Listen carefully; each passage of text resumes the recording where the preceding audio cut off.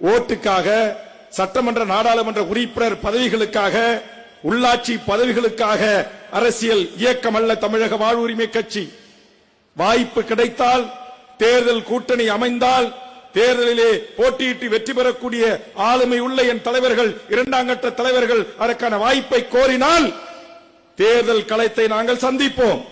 இல்லை என்று சொன்னால் மக்களுக்கான போராட்ட களத்தில் சிரித்த முகத்தோடு எமது கரும்புலிகள் எப்படி எதிரி நாட்டுடைய சிங்கள படைகளை தகர்த்து எறிவதற்கு, அனுராதபுரம் விமான நிலையை தகர்த்து எறிவதற்கு, கடலிலே சென்று சிங்கள பௌத்த பேரினவாத ராணுவ கப்பலை வெடிகுண்டு வைத்து தகர்த்து கடலிலே காவியும் ஆவதற்கு கரும்புலிகள் சிரித்த முகத்தோடு கையசைத்து என் தலைவர் அவர்களோடு ஒரு புகைப்படத்தை எடுத்துக்கொண்டு செல்வார்களோ, அதுபோல் இன்றைக்கும் தமிழக வாழ்வுரிமை கட்சியில் நூற்றுக்கணக்கான எங்கள் தம்பிமார்கள் சிரித்த முகத்தோடு களமாடுவதற்கு தயாராக இருக்கிறார்கள். அதை தயார் செய்து கொண்டிருக்கிறோம்.